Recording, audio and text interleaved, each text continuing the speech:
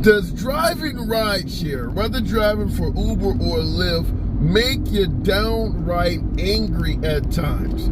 What up, folks? Once again, it is your boy Tim with another ride sharing video. Yeah, I said angry, pissed off, upset, perhaps even depressed. Does that ever enter the realm of your thought process ever? Now, the reason I'm asking this question, yours truly, in addition to myself being somewhat of a content creator on YouTube, I watch a lot of other channels. And make no mistake about it, there is not a single content creator on social media that maintains a positive presence or opinion on ride sharing. No matter who you're talking about, whether it's the rideshare professor, the show me the money guys, or whatever the case may be, eventually all of the content becomes negative. Fact is, there are so many things to be concerned about, whether it's safety or simply getting ripped off from the companies by what appears to be intentional algorithms. I don't see how drivers can pay attention to what's going on without getting pissed off frequently. Now, yours truly, I do a hell of a lot of videos for those who watch my channel showing it is indeed dangerous out here to usher passengers from point A to point B. That's kind of the spiel of the channel, is showing all of the lack of safety concerns coming from Uber or Lyft. But in addition to what I post out here, you got I think it's the rideshare guys, or they have that show me the money club type deal, whatever the hell they got going on. They continually, consistently show that Uber and Lyft are deliberately stealing from drivers. It's not an accident. It's not a glitch in the system. It's different shit happening over and over and over again. To the point where yours truly, I'm watching one of their videos not long ago, and it just really makes the blood boil. And I'm asking myself, am I the only one that's really just starting to have a total dislike of the ride-sharing companies? You got a guy doing shared rides. Now, I'm no fan of shared rides, Uber Pool, or any of this bullshit to begin with. I've told many folks on my channel, because of the increased statistical probability of violence and aggression, I don't condone putting two different personalities in a vehicle at the same time. Nevertheless, the company gives you 2 minutes to give the individual to come out of their location and come to the car, and you can cancel it. You're supposed to get a cancellation fee if you drive all the way to pick somebody up and they don't do you the common courtesy to even show the fuck up so they can get in your car.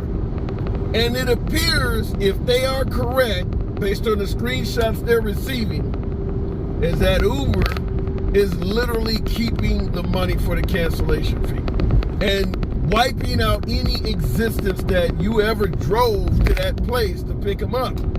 Now, the obvious benefit to Uber and Lyft is twofold. One, if they cancel out the trip and take it completely out of your roster, you don't have shit to pursue or follow up with them. You can argue about a trip that you didn't get paid for, but when they ask you what trip are you talking about and say, we don't see it among your list of trips, if you're not doing constant screenshots, you don't have shit to show them. You're gonna tell me that ain't being done on purpose? I bet you if something happened, let's say you showed up to pick someone up and a fight broke out between you and the current passenger in your vehicle, or something with the person that was actually coming out that you canceled on, I bet you if the police subpoenaed Uber's records, they could show your ass was there. So why is it not in your trip details? Because they don't want to pay you. They don't want to pay you. And this is just yet one other faction that these two gentlemen have found out. These two gentlemen, in my humble opinion, are like fucking rideshare heroes. They need to be plastered in many locations as possible, because they're finding out financial ripoffs that the companies are implementing on drivers. They're finding more and more shit. tips are being stolen, when you're driving in surge price and they're fucking around with the base fare so that even though you're supposed to get a surge in multiples, they're taking money from you on the back end. You make a big tip, they reduce the base fare. And when I do videos where I even hint about this stuff, I'm getting a host of folks in the comments with the same comment answer. Yes, it happened to me also. That's what I'm seeing in the comments. So they're really finding out a hell of a lot of shit. And I can only say kudos to these individuals. They need to damn near be like paralegals at a law firm. They need to be rewarded for their efforts, because ultimately class action lawsuits are the way to deal with this. But I've said in many videos, and I'll wrap it up, that we pay a hell of a price to maintain the label that we are flexible. Fact is, if Uber and Lyft were W-2 companies subject to labor laws, most of this shit would be caught pretty easy on. It would be considered criminal and they would be stopped. But as independent contractors, you really don't have anyone fighting on your behalf, and it allows them to get away with this shit. Now, just like yours truly, just like many of you folks watching, the last thing I want to do is become a W-2 driver and lose my flexibility. However, there has to be a limit. You and I are willing to pay just to say we're flexible.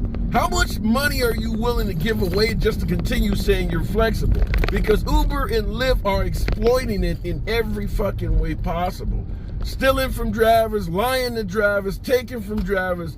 Also, we can say we're flexible. We're willing to keep putting up with this. They're not going to play by the rules. Let's just be honest. They are not going to do the morally correct thing that a partner, because we are subcontractor, contractor, we are partners in regards to getting fares. They're not going to do what's right no matter what.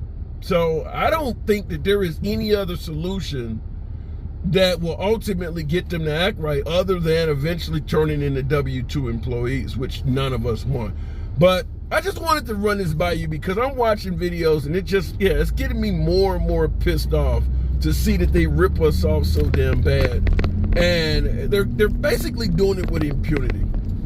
Millions of drivers, you're ripping off each driver, a couple dollars here or there every damn day. Can you imagine how much money they are making? It's certainly worth risking a class action suit, because at the end of the day, we're never going to get it all back. So they don't mind risking a class action suit, because no matter what, they're going to come out on top. It's just a matter of how much money. Never going to play by the rules. That's why it's so difficult to get through to customer support, why they do not have branch offices and hubs in most places. I don't think it would be safe to have an Uber or Lyft branch office in most areas and allow drivers to come in and talk to people. They drew drivers so bad, it would probably be a safety concern for Uber and Lyft employees to have any type of a branch office to let us come in. Drivers would probably be willing to put hands on them. Have you gotten pissed off? I certainly have. As always, it's your boy Tim. Subscribe to the damn channel. Catch you in the next video.